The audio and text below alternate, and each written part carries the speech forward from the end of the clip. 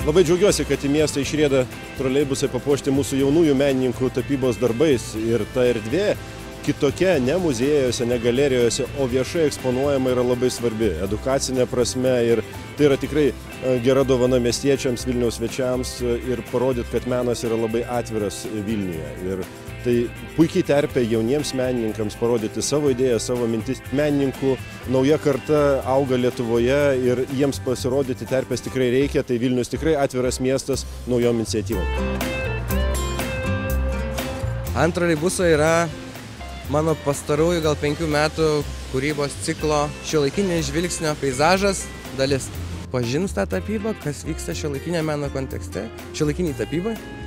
Tai tiesiog man įdomu, kaip tai paveiks galbūt netgi kitų galerijų lankomumą ir galbūt tai sudomint, pakviesiu žiūrovą.